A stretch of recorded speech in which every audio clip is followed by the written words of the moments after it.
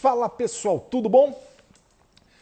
Estamos aqui para começar agora um bate-papo rapidinho com o Capitão Derrite. Fala Lucas Miller, Júnior Pedroso, Eduardo, deixa eu ver aqui. Deixa eu ver se já está aqui o Capitão Verniz, Coran, Érica BN. Vamos ver se entra aqui rapidinho Capitão Derrite, que é capitão da Polícia Militar do Estado de São Paulo. Está no seu primeiro mandato como deputado federal. E a gente vai ver se consegue ter um bate-papo com ele agora rapidinho, para falar sobre a situação em São Paulo, para falar que essa questão das prisões arbitrárias que estão ocorrendo. Pedida, solicitação, aceita a gente aí, Derrite. Tudo bom? Fala, Eduardo. Boa noite, beleza? Como é que tá? Deixa eu ajeitar minha câmera. Pra cá. Acho que agora aí tá bom assim. Tá me escutando bem? Ouvindo bem, com o fone aqui, vamos que vamos. Bater um papo aí.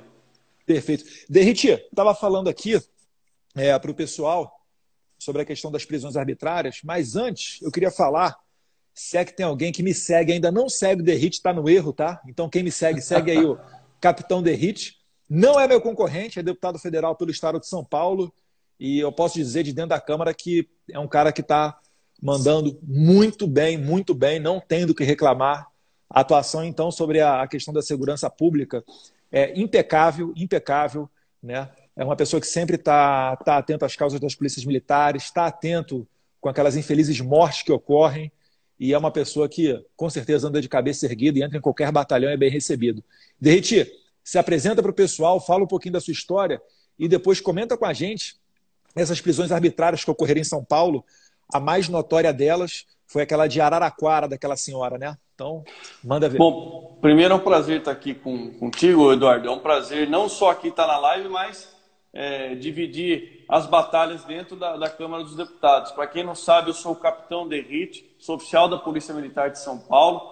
Eu trabalhei 16 anos na PM em São Paulo e passei um bom tempo da minha carreira na Rota, as Rondas Ostensivas Tobias e Aguiar, que é a tropa de elite da PM. Por conta da covardia de alguns governantes no estilo PSDB, eles me convidaram a sair do serviço operacional lá na Rota, porque eu me envolvi em algumas ocorrências com o evento morte, né? Troca de tiros, porque lá a gente enfrentava o crime organizado. Passei um período no Corpo de Bombeiros, foi onde eu tive uma amizade um pouco maior com o Eduardo Bolsonaro, porque eu já tinha uma amizade com o Gil Diniz, que na época era assessor do Eduardo, enfim. E aí, uma das primeiras pessoas que me convocou para essa batalha aqui em Brasília foi o próprio Eduardo, que me incentivou a sair candidato. Como ele mesmo disse aí, nós não nos enxergamos como concorrentes, porque nós estamos no mesmo barco e esse barco está rumando para o bem do Brasil. Então, cara, eu sou muito grato a você, Eduardo, pela sua humildade, por toda a camaradagem, e saiba que você é um dos parlamentares que eu tenho como Obrigado. exemplo aqui. Mas o que está acontecendo em São Paulo é uma situação muito triste, para a tropa principalmente. Eu falo por mim, policial militar, 16 anos, passei pelo Corpo de Bombeiros também, como eu falei, mas a tropa já deu uma resposta e o governador recuou. Por quê? Nenhum policial militar vai se submeter a cumprir ordem absurda e algemar ou prender ou conduzir cidadão de bem por ordem do governador. A gente Fala aprende... Desculpa, Derrite, mas teve um tweet seu que foi muito bom e deu uma viralizada. Como é que era mais ou menos esse tweet mesmo? Pode repetir pra gente? E esse tweet que deve servir de exemplo para todos os policiais, não só militares, mas para guardas, civis, etc., do Brasil inteiro. Eu basicamente, eu não lembro assim, ipsis literis o que eu falei lá, mas eu disse que em 16 anos de serviço na Polícia Militar, eu nunca algemei um cidadão de bem. E não há punição maior para um bom policial do que se submeter a isso. Ou seja, eu prefiro responder pelo crime de prevaricação a algemar um cidadão, porque isso seria a maior punição para mim. Eu prefiro cumprir uma punição em tese, né, por prevaricado, que algemar um cidadão, que eu enxergo assim, Eduardo, polícia e população de bem é uma união assim que, graças a Deus, graças à internet, a gente conquistou isso. Porque antigamente só se via na Globo, nos grandes jornais, a polícia faz isso de errado, faz aquilo. 99% das ações que são boas da Polícia Militar não eram divulgadas, e graças à internet hoje são. A exemplo do que você citou antes aqui, daquela questão de Araraquara, onde os guardas civis municipais, eu sou um fiel escudeiro e defensor, você também, das guardas municipais, mas ali eles, no meu ponto de vista, não tiveram uma boa ação. Ali não se deve cumprir uma ordem anterior. E Araraquara a gente sabe que o prefeito é o Edinho, que é um cara que foi ministro da Dilma. Do PT. Enfim, tesoureiro da campanha da ex-presidente Dilma Rousseff, do PT. Então, o que o pessoal tem que entender é o seguinte, polícia é uma instituição de Estado e não de governo. Não importa quem está sentado na cadeira do governo lá. A polícia tem que estar do lado do povo e do lado da população. Já que a gente falou de polícia e Dilma, vale lembrar, né? Durante o impeachment ocorreram várias manifestações, inclusive depois do impeachment também. E posso dizer com tranquilidade, além de termos tirado a presidente mais corrupta, não só do Brasil, mas de todo o planeta Terra, né? Vide que o Petrolão é um escândalo bilionário, muito superior até ao PIB de muitos países, conseguimos fazer isso sem quebrar nenhuma janela e frequentemente via-se que a polícia militar ela não impedia a manifestação. Pelo contrário, os manifestantes até cumprimentavam os policiais. Exatamente porque os manifestantes não quebravam loja, não tacavam fogo em lugar nenhum, não fechavam vias. Então, é um sinal até de respeito. E aí eu gostaria de puxar para o próximo assunto, Derrite, que é o seguinte. A Polícia Militar de São Paulo, a gente sabe que ela... Eu falo isso até com muito respeito às outras polícias militares, mas até por estarmos mais próximos da Polícia Militar de São Paulo, eu acho que tem um brio diferenciado. Eu até falei com o Gil Diniz na live que a gente fez, que eu acreditava que isso viesse de 1932, aquele espírito de não baixar a cabeça para ditador. Fala um pouquinho para a gente sobre esse espírito, a história da Polícia Militar, e um pouquinho também do capitão Alberto Mendes Júnior, que tem lá uma estátua dele dentro da rota, não é isso? Tem um dos monumentos que até convida a população a conhecer o quartel da Rota. Sextas-feiras, Eduardo, é aberto para visitação e é um quartel que tem enraizado a história de São Paulo, porque o quartel da Rota, né, o primeiro batalhão de choque, ele é de 1898. Então, assim, secular e traz consigo aí uma história viva do estado de São Paulo. E participou de inúmeras batalhas. A Revolução de 24, a Revolução, como você disse, constitucionalista de 32, aliás, no processo de impeachment, eu lembro da tua palavra lá, citando Martins Miragaia e Drauzio Camargo. Eu lembro disso. Foi um golaço, para o povo paulista um golaço, são heróis. E na década de 70, para o pessoal entender, como que a rota surgiu, teve destaque, o batalhão já existia. Criou-se uma modalidade de patrulhamento, porque a guerrilha que era rural, os guerrilheiros lá, dissidentes de Lamarca, e nós temos... Né? Vale do Ribeira, Jair Bolsonaro estava lá, 70 e alguma coisa, acho. Era o garoto Jair Bolsonaro, né? Ele tem relatos falando de ajuda dele como pré-adolescente ali das tropas que estavam caçando Lamarca, isso é muito legal. E nós tivemos o assassinato do nosso herói símbolo da Polícia Militar, que era o então Tenente Alberto Mendes Júnior, em maio de 1970.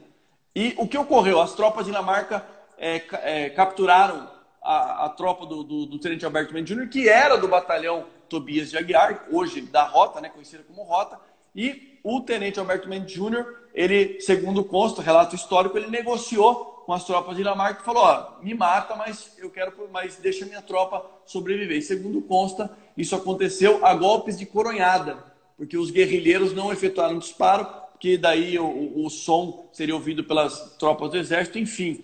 Mas o povo paulista participou ativamente da Revolução Constitucionalista de 32, que era uma revolução contra o governo ditatorial de Getúlio Vargas, para que se instalasse no país uma Constituição Federal. E essa guerra, essa revolução tem um significado muito importante, porque foi a primeira que teve uma participação maciça da população, do povo civil, não só de tropas militares.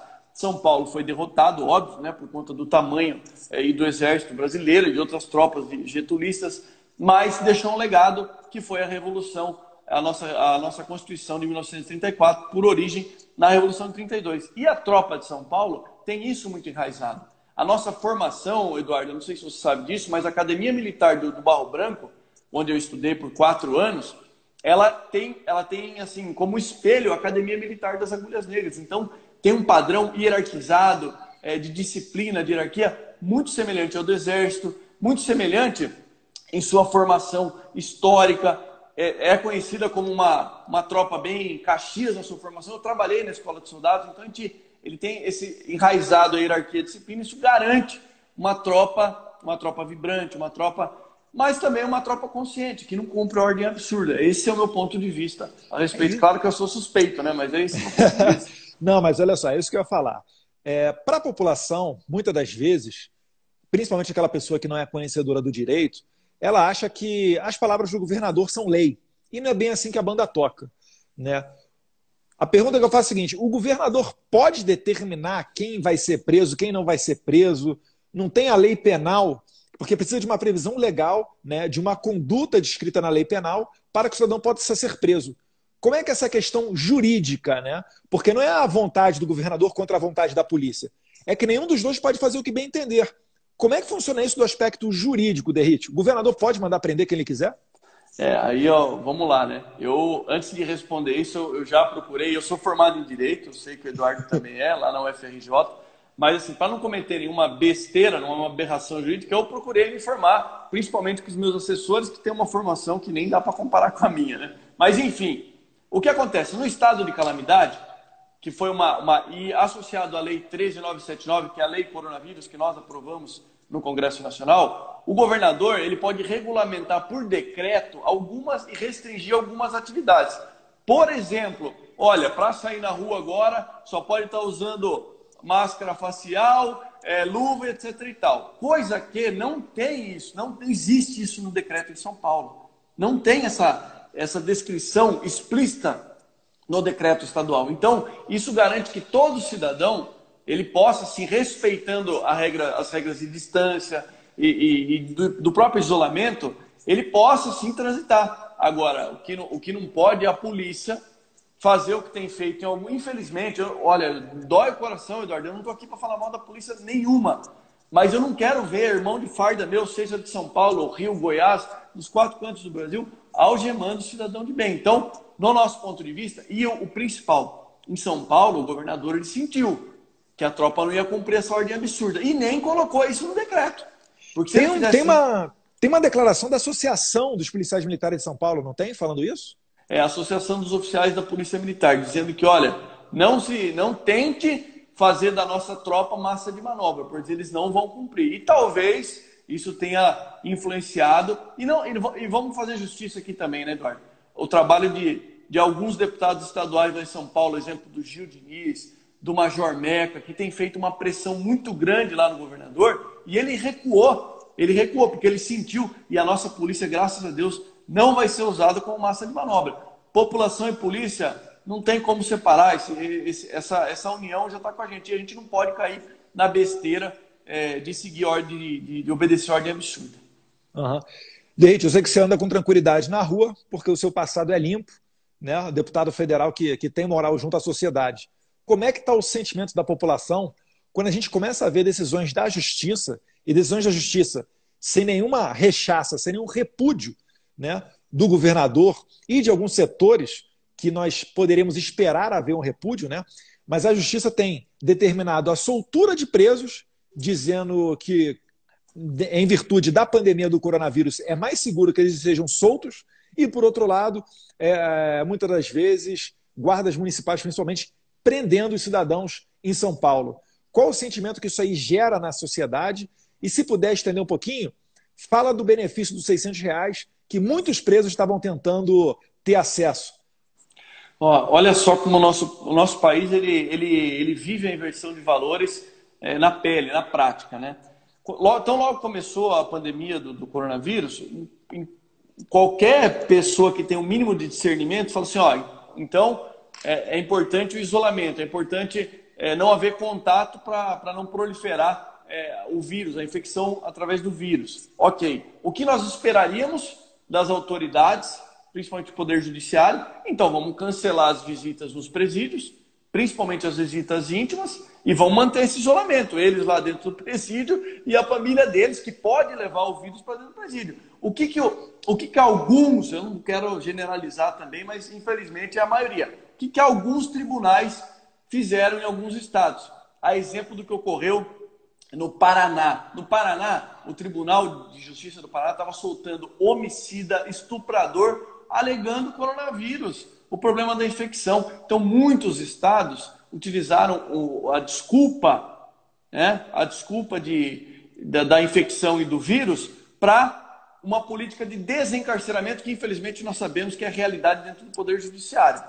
Agora, o que me faz admirar ainda mais o ministro Sérgio Moro, que ele, como ministro da Justiça, emitiu uma nota dizendo justamente o contrário, que nos presídios federais essa política não seria adotada. Seria adotado o que foi adotado em alguns países da Europa, de maneira correta, cancelou-se a visita, até que esse surto aí, esse pico da doença, que ninguém sabe, na verdade, quando vai ser, cada hora aumenta, né? Se a gente for tomar como referência aí alguns veículos de comunicação, eles vão empurrando mais para frente, né? Para prejudicar o Brasil. Mas, enfim, o Ministério Já tem gente dizendo até que o isolamento deve ir até 2022, tem gente defendendo aí. Será por quê? Tudo para enfraquecer o nosso presidente. Mas, enfim, então o ministro Sérgio Moro, mais uma vez, mostra a sua abnegação, a sua imparcialidade, a decisão correta. Então, suspenso nos presídios federais as visitas. Agora, nos estados, infelizmente, né, muitos tribunais aí pensando o contrário. E olha só, eu vi agora na internet uma foto, uma pessoa trabalhando, o cara de máscara, né, com luva, mexendo no computador com luva, e a aliança do lado de fora, cara, dizendo que o medo da mulher era maior do que o medo do coronavírus. Cara, como é que é a situação? Porque eu sei que você é casado com uma colega policial militar superior a você. Você segue a ordem dentro e fora de casa, é isso mesmo? Eu sou aquele cara que eu não posso falar absolutamente nada. Inclusive a Yara está aqui cuidando das crianças. Manda um beijo para ela aí. Mano, sim. Mas a minha esposa é capitão também na polícia, mas é minha veterana, né? Ela é uma turma antes da minha, a gente se conheceu na época da academia. E só assim, viu, Eduardo? Porque não é fácil entender essa nossa profissão, essa nossa carreira. Foi aniversário da minha esposa ontem, inclusive, eu fiz uma postagem no texto lá. E é verdade, não fosse ela, eu não teria conquistado nunca teria chegado até aqui, feito faculdade, enfim, família maravilhosa, os filhos, eu sou suspeito de falar da esposa. Eu queria mudar um pouquinho o foco, já que você me desmoralizou nacionalmente. Mas como se aí na sua casa fosse diferente com a Heloísa. Tudo bem. Casado com gaúcha, cara. Você nem o que é mais duro. Deixa eu te falar uma coisa. Eu queria chamar a atenção do pessoal que está acompanhando a live. Depois fosse lá no meu perfil, até peço para você também, e no perfil do Major Meca, uma denúncia gravíssima. Não sei se você está sabendo. Aquele veículo, vou falar para o pessoal... Fiquei sabendo agora há pouco, mas manda ver. Postei agora há pouco no perfil aqui. Eu fiz um vídeo no dia 14 de abril, terça-feira, muita gente divulgou e postou, e eu faço um vídeo de um Celta vermelho, salvo engano, na Zona Leste de São Paulo, pichou Bolsonaro assassino no muro. As investigações foram acontecendo, eu encaminhei um ofício ao ministro Sérgio Moro, porque ali nós temos dois crimes, né? Ele feriu a Lei 9.605, que é a Lei de Crimes Ambientais, por conta da pichação, mais o crime contra a honra do presidente da República. E quem pode dar prosseguimento numa ação penal em crimes contra a honra do presidente é o ministro da Justiça. Então, eu elaborei um ofício, mandei lá para o ministro Sérgio Moro, para que ele tomasse as devidas providências. E hoje chega a informação de que aquele Celta vermelho visitou o Palácio dos Bandeirantes, sede do governo do Estado de São Paulo, 3 vezes antes da data. 29 de março, 31 de março e não sei, algum dia de abril, acho que 8 de abril. Ou seja, visitou 3 vezes em reunião com o secretário de governo do Estado de São Paulo, o ex-deputado estadual Marco Vignoli. O deputado estadual Major Meca fez essa denúncia e eu fiz um vídeo em cima, coloquei aí nas redes sociais para divulgar. Então, estranho, né? O que você acha disso aí, Eduardo? Eu estou para fazer esse vídeo também.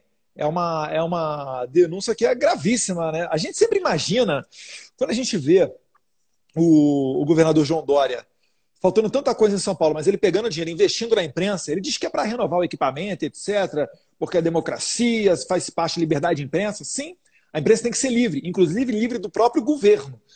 E quando você vê a pouca... Não vou nem dizer a pouca repercussão, porque o fato é novo, mas eu acho que esse fato ele merece um lugar de destaque. Porque, olha só, são pessoas denegrindo a honra do presidente através de pichações na rua, e esse carro entrou, como você falou, 3 vezes na sede do governo. Você imagina isso aí acontecendo, tira o Dória, coloca no lugar o Bolsonaro. O carnaval que esse pessoal não ia fazer? Nossa. Né? E, de certa forma, assim, isso aí deixou de ser uma mera pichação. Está envolvendo agora a política por trás. Eu quero ver qual vai ser a reação do governador, do seu secretário, que é uma pessoa próxima do governador, diante desses fatos. Né? Fica difícil você dizer que uma pessoa dessa é desconhecida dos membros do governo estadual. Eu aguardo que atitudes venham a ser tomadas, não só pelo governo do estado, o qual não espero tanta coisa, né? Mas também através do Ministério da Justiça. Então vamos acompanhar aí e certamente eu estou para fazer um vídeo, Derrite. Parabéns por estar antenado e já ter jogado nas redes sociais. Agora vamos fazer uma analogia. Lembra infelizmente, daquele fatídico 6 de setembro, se eu não me engano, de 2018? Inclusive, eu nem sei se você sabe disso. Uma noite anterior, eu estava em São Miguel Arcanjo, falei com o presidente pelo telefone, estava eu, o Frederico Dávila, até brincamos com o presidente, na época candidato, falou, o presidente, eu tenho que vir para Sorocaba, naquele evento que a gente participou junto em Sorocaba, que estava previsto do teu pai ir lá. E no dia seguinte teve aquela facada. O Adélio Bispo constava o registro de entrada dele na Câmara dos Deputados. E até hoje ninguém sabe, né? Ninguém fala nada, isso não tem notícia na imprensa, ninguém divulga, ninguém investiga, isso é um absurdo. É exatamente aquela faca de 2 gumes que você disse, né? E se fosse o contrário? E se fosse o Jair Bolsonaro, se a reunião tivesse sido no Palácio do Planalto e o fato fosse o contrário? Certamente as proporções seriam muito maiores. O mundo ia estar caindo. Mas, Derrite, voltando agora um pouquinho aqui para Brasília, nosso Congresso Nacional, tem uma outra pauta que é muito popular, que é a destinação do fundão eleitoral para o combate ao coronavírus. Né? A gente sabe que os recursos do governo não são grandiosos, então qualquer valor é necessário. 2 bilhões, então, nem se fala. Qual é a sua posição sobre essa matéria, de colocar o fundão eleitoral de 2 bilhões para ser destinado ao coronavírus? Eu vou falar sobre ele, vou falar sobre uma questão que é uma lenda no Congresso e vou desmistificar isso daí. E até pedir o seu testemunho. Eu sou contra o uso do fundão eleitoral, ao financiamento com dinheiro público para as campanhas eleitorais.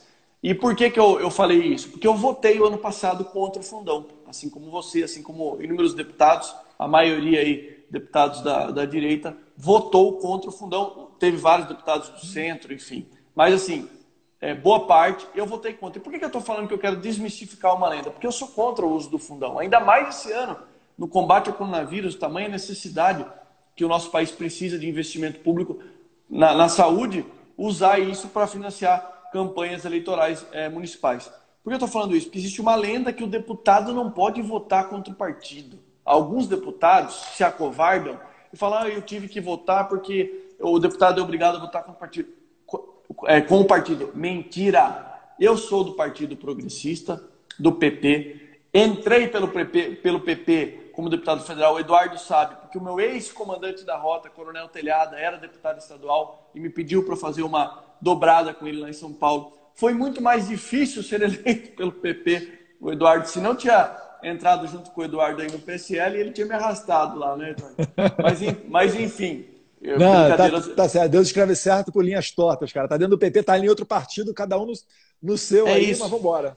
É isso. E estou conseguindo, e fui convidado com muita honra pelo Major Vitor Hugo e pelo presidente da República para ser vice-líder do governo na Câmara. E, graças a Deus, exerço essa função com muito orgulho, tentando ali nos partidos articular para o bem do Brasil. Enfim, e por que eu falo isso? Porque já votei inúmeras vezes contra o partido.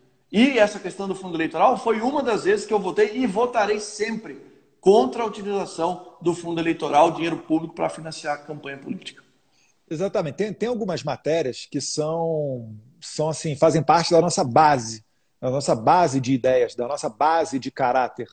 Por exemplo, matéria relacionada a aborto, matéria relacionada a arma de fogo. Ficaria muito estranho, por exemplo, o Derrite votar a favor de uma matéria desarmamentista para desarmar o cidadão. É um negócio que não ia ao encontro daquilo que é esperado pelo eleitorado dele. E agora, outras matérias que são mais detalhes, etc., você até consegue, através de um acordo, negociação e etc., chegar a um meio termo, que não é o ideal, mas que também você acaba compreendendo e colocando adiante. Mas o Derrite tem total razão. Exemplo máximo disso é o deputado Jair Bolsonaro, que passou boa parte do seu período na Câmara dos Deputados fazendo parte do Partido Progressista e, na maioria das vezes, votando contra o partido. Inclusive, para quem não se lembra, no caso do Mensalão, quando o então ministro do STF, Joaquim Barbosa, cita Jair Bolsonaro como sendo um dos deputados do Partido Progressista que não recebeu, e notoriamente não recebeu dinheiro do Mensalão, foi exatamente por isso, Derrite. Porque ele cruzou os saques do Valério Duto com as votações do partido. E tudo batia. Sempre antes de uma votação importante, o Marcos Valério fazia um grande saque, que depois era distribuído para deputados, né? E esses deputados todos votavam junto com o governo Lula. Então, Jair Bolsonaro, tendo votado contra, né, ele nem sabia, mas acabou se safando aí, sendo aguerrido aos seus princípios, ele acabou se separando totalmente dos demais deputados que estavam envolvidos no Mensalão, né? É claro que acabou se provando que nem todos eles estavam envolvidos no Mensalão, mas uma parte considerável deles, sim, estava nesse esquema de corrupção. E é isso, na verdade, eu acabei falando de arma, e esse é o assunto que eu queria falar contigo, Derrite. Hoje, o presidente determinou a revogação de 3 portarias do COLOG. Para quem não sabe o que é COLOG, COLOG é o Comando Logístico do Exército, que regulamenta, né, tudo que está abaixo da lei, tudo que for infralegal com relação a armas de fogo. Inclusive, abaixo do COLOG está o DFPC, que faz o controle, faz a fiscalização dos produtos controlados, e o presidente acabou, na verdade, impedindo que o COLOG dificultasse as importações de armas de fogo. Esse foi o principal ponto tratado. Desde qual é a sua opinião com relação às armas de fogo, aos atiradores e principalmente ao porte dos civis? Você fica mais inseguro indo para a rua sabendo que civis, atiradores, estão armados? Lembrando que os atiradores, colecionadores e caçadores são pessoas que têm que fazer uma série de provas, uma série de... nada consta na justiça, residência fixa, identidade, etc., para conseguir ter o seu certificado de registro no Exército, para daí então comprar a sua arma. Qual é a sua opinião sobre isso, Derrite? E se puder, se você estiver por dentro, fala um pouquinho desse projeto de lei que está dentro do Congresso Nacional, que pode trazer um novo alento às armas de fogo. Bom, só pegando o gancho, complementando. Semana passada eu encontrei o presidente rapidamente, e aí uma das coisas que a gente brincou, ele falou: "Ei, Derrite, saiu um capitão lá do PP, entrou outro", né? Fazendo uma analogia a essas votações. Boa, falei. Mas assim, tem melhorado, o clima tem melhorado, e assim, eu acredito que a gente vai, acabando essa crise, as pautas vão andar. Se Deus quiser, a gente vai trabalhar para isso, né, Eduardo? Bom, a respeito da sua pergunta, a minha opinião sobre posse de arma de fogo. Primeiro que era uma promessa de campanha do presidente, e nossa também, minha também. Eu sou exemplo vivo de que a população armada evita o crime, evita o delito. Nós temos exemplo aqui na América Latina, no Uruguai, onde o índice de arma de fogo por habitante, ele é infinitamente maior do que no Brasil, e o índice de morte por arma de fogo e índice de crimes violentos por arma de fogo é infinitamente inferior. Ou seja, é uma tese que quanto mais a população tem a flexibilização das armas, menor são os indicadores criminais e crimes violentos com essas armas de fogo. Porque o criminoso, gente, ele não vai na loja comprar uma arma de fogo. Ele usa uma arma fria, uma arma que vem... Calma aí. Deixa eu abrir um parênteses, pelo amor de Deus. Qual foi o site, hein, Deboer? Qual foi o site? Foi o UOL que... Carlos? Qual foi o site que deu lá? O UOL? O UOL, ele fez uma matéria dizendo o seguinte, né?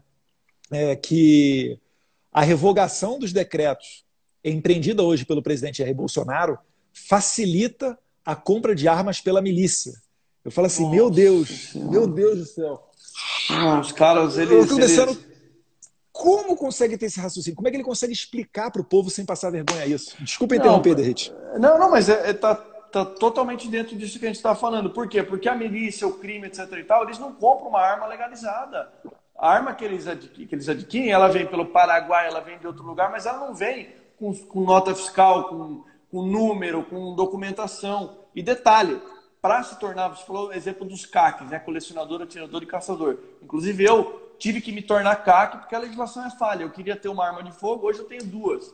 Eu tenho uma arma de fabricação nacional, uma Taurus da época de 2012 que eu comprei, mas para comprar a minha HK, eu tive que me tornar CAC para poder importar. E a portaria do COLOG estava restringindo essa importação de munição e de arma de fogo. E, sabiamente, o presidente da República ele revogou, né, pediu para que fosse revogado essas portarias do COLOG.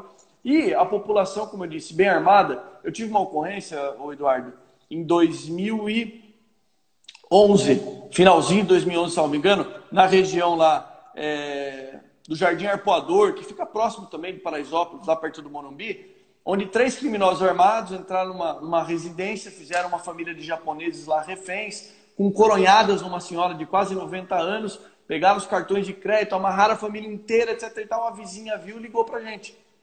E a gente foi lá e teve ocorrência, enfim, o desfecho não foi positivo para eles, né? Foram 3 criminosos que foram mortos na troca de tiros, a gente, graças a Deus, todos bem. Tomamos tiro no escudo balístico, policial segurando o escudo foi alvejado, graças a Deus tudo bem. Mas por que eu estou citando essa ocorrência?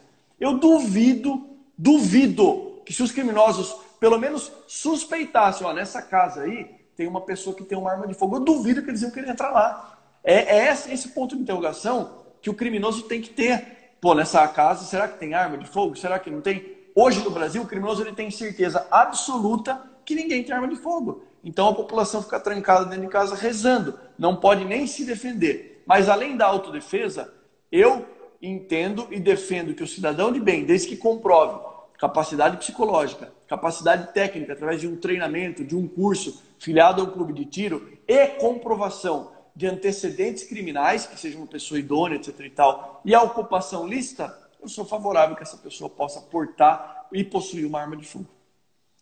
Bacana, bacana. Com certeza, eu sou partidário da mesma ideia, né? Eu acho que o Benê Barbosa é hoje o principal expoente do Brasil quando se fala em armas de fogo. Fabrício Rebelo, também pernambucano, é outra pessoa que eu admiro muito. A gente espera que o COLOG entenda que o governo hoje não é mais Dilma Rousseff, o governo é Jair Bolsonaro. Quando, no meu primeiro mandato, na legislatura passada, fui ao COLOG, tive contato com diversos militares e muitas das vezes a gente esbarrava com determinações do presidente da época, que a Dilma era desarmamentista, abertamente desarmamentista, da mesma linha de Maduro, né, outra pessoa que promoveu o desarmamento, com a ajuda do Viva Rio lá na Venezuela, e você entendia que havia um limite. Mas hoje em dia, o presidente ele é da linha totalmente oposta. Então a pessoa às vezes está em casa, ela não consegue entender como é que isso ocorre. E eu vou ser bem sincero, nem eu consigo entender como que isso ocorre. Como é que você tem uma pessoa dentro do COLOG que faça uma portaria para restringir, né, as importações, para implementar mais burocracia, fazer limitação, pessoas, agora falando da portaria conjunta, MD, MJ, fazendo uma limitação no número de munições por ano, absolutamente ridícula, porque 200 munições por ano, máximo, que você consegue permitir que um caçador possa comprar, você, na verdade, está falando o seguinte, se você errar um tiro, você vai passar fome. É um negócio totalmente bizarro, totalmente fora da lógica e da realidade.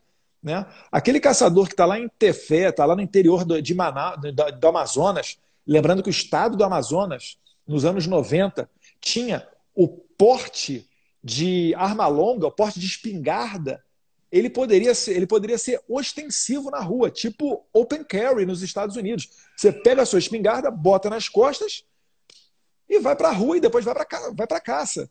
Então, assim, é uma realidade que às vezes os mais novos não conseguem entender, mas é uma realidade ainda recente no Brasil, né? E a gente não pode perder esse tipo de exemplo, porque senão as pessoas mais jovens que nasceram do Estatuto do Desarmamento para cá, de 2003 para cá, elas acham que se você flexibilizar o acesso às armas, na primeira fechada de trânsito vai ter um tiroteio. Quando, na verdade, é o contrário. Antes do cara pagar de valentão no trânsito, ele vai pensar, calma aí, se eu pagar de valentão aqui, puxar a arma e ficar desfilando, do outro lado pode ter um cara armado que vai me dar um tiro.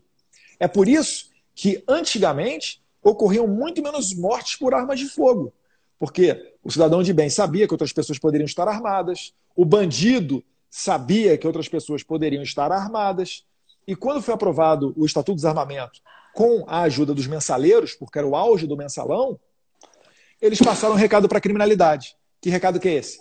Podem ficar tranquilos, porque a sua vítima está desarmada. Então, fechando o raciocínio, e um raciocínio empírico, empírico significa comprovado na prática, nós tivemos em 2019 uma redução de 20% nos números de homicídios. E, ao mesmo tempo, é que nós tínhamos uma flexibilização das armas de fogo. E aqui está o Derrit, que é policial militar, sou policial federal, mas nós dois concordando com essa pauta. Para nós seria muito confortável deixar todo mundo desarmado e eu com o meu porte, o Derrit com o porte dele, e para a gente a nossa situação está resolvida. Mas a gente está pensando no Brasil. Então, os atiradores, eu queria dizer que a gente atua nos bastidores, nem tudo que ocorre, principalmente nessa área de regulação das armas de fogo, estão em concordância com o presidente da República, tanto que hoje ele, em meio à pandemia, teve que parar para fazer essa determinação para suspender essas portarias do COLOG. Ele, como chefe supremo das Forças Armadas, tem o poder para fazer isso, e a gente vai continuar nessa batalha. O ideal é que seja regulamentado através do Congresso Nacional, a gente sabe, então cada um no seu quadrado fazendo a sua parte. Quer acrescentar alguma coisa com relação às armas, Derrit? Uma frase, né, que ficou famosa aí, não só no livro do Benê Barbosa, Mentiram para mim sobre desarmamento, mas desarmamentismo é política de controle social. E quem quer controlar a sociedade são os governos socialistas e comunistas. Então, 100% a favor e que comece pelos CACs, pelos vigilantes, por esses profissionais aí CACs, né, e vigilantes que são profissionais que já têm habilidade, já têm aptidão, já passaram por esses testes. Para finalizar, era isso a respeito disso. Você tocou num ponto importante, né? Na legislatura passada, durante os debates na comissão especial que tratava do PL 3722, de autoria do deputado federal Rogério Peninha, de Santa Catarina, você chegava a ver um preconceito declarado quando se falava em vigilante. E por que eu falo preconceito declarado? Porque é o seguinte, o vigilante é uma pessoa que faz o seu curso, que tem curso de reciclagem, tem uma burocracia tremenda, ele utiliza normalmente um revólver ou, quando faz a escolta de valores, uma espingarda calibre 12, e essa pessoa ela só pode usar a arma durante o serviço. Parece até que quando ele sai do serviço ele se torna inapto. Todo aquele exame que ele fez de psicológico, prova de tiro, etc., parece que a pessoa se tornou inapta de uma hora para outra. E aí, às vezes, a gente está no WhatsApp e recebe vídeo, principalmente em rodovia, principalmente o pessoal do Novo Cangaço, que atua muito nos interiores, inclusive no interior de São Paulo. Você vê o carro forte estourado, ou um bando cheio de cara de fuzil, às vezes até da famosa .50, matando ali os vigilantes para roubar os valores, e aí a gente fica, coitado. Realmente, coitado do cara que não teve nem a chance de lutar pela vida dele. Porque numa situação de troca de tiro, o fuzil ele dá 400 tiros por minuto, é um tiro muito mais violento, uma precisão muito maior, o atirador pode ficar de uma distância maior. Enquanto que aquele vigilante que está ali dentro, coitado dele, está com o revólver e com a espingarda. Né? Então é uma situação totalmente bizarra essa que acaba sendo construída no Brasil, de tanto bombardear a nossa cabeça dizendo que a arma é ruim. Não, gente. A arma ela tem o uso defensivo dela. E normalmente, quando é feito o uso defensivo da arma de fogo, não tem estatística nenhuma. Derrit, você ou algum amigo seu já conseguiu se safar de situação dando um tiro para o alto ou apenas mostrando a arma, já conseguiu evitar um assalto ou alguma continuidade de algum crime?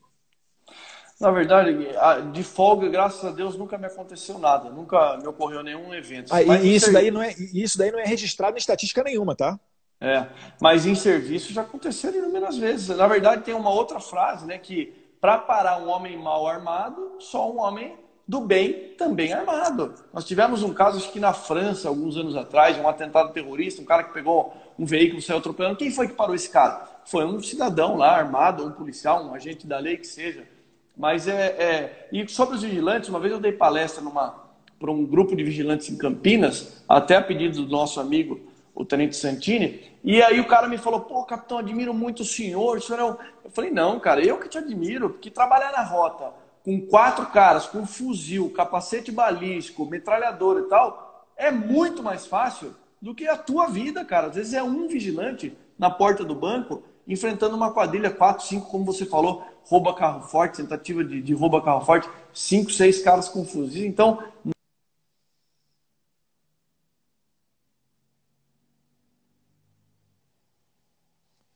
Calma aí, Derrite, que deu uma travada. Segura um pouquinho aí. Aproveitar enquanto isso, mandar um abraço para Roberta Lopes, do Direito a Minas. Amo a rota, Adelson. Quem não gosta da rota é vagabundo, né? Paulo Chuchu, sempre presente aqui. Dória usa. Opa! Tranquilo, Paulo Chuchu. Caiu, né? Vamos ver lá. Pô, o Tenente Derrite saiu. Vamos ver se a gente consegue. Vamos ver se a gente consegue fazer contato com o capitão, né? Capitão Derrite de novo. Vamos ver se ele volta aqui. Tá. Será que ele vai conseguir resolver a situação dele lá e retornar? Solicitações. Tá, visualizadores. Voltou aqui, vamos lá. Pedir a solicitação de novo para o Capitão Derrite. Estamos já quase encerrando essa live.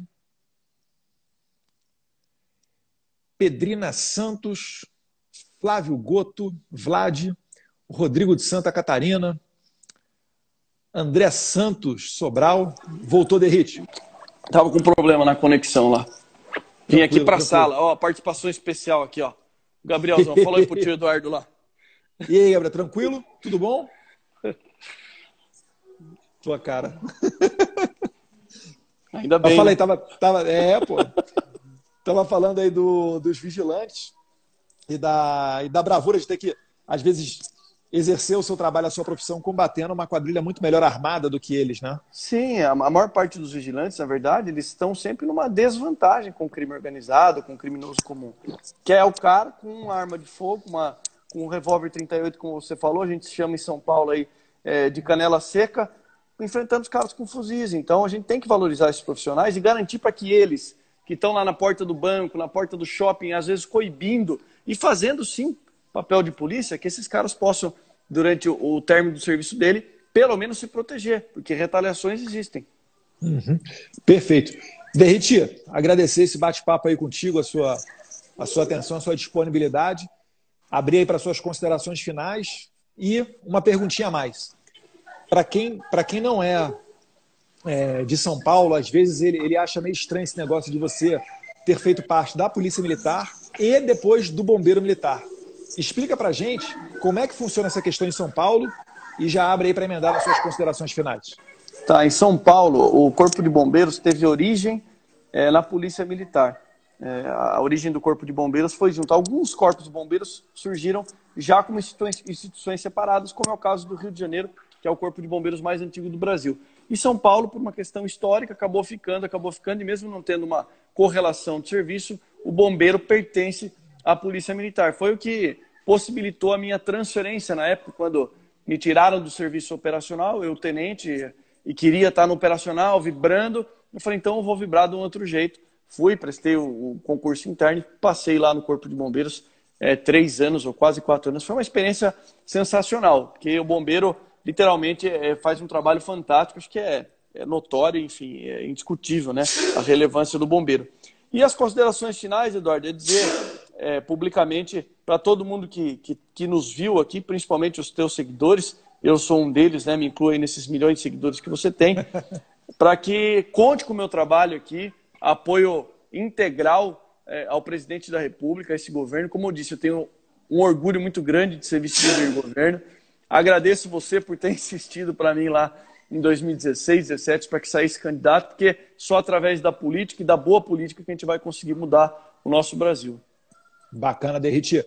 Obrigado, um abraço e até daqui a pouco aí. Abraço. Fica com Deus.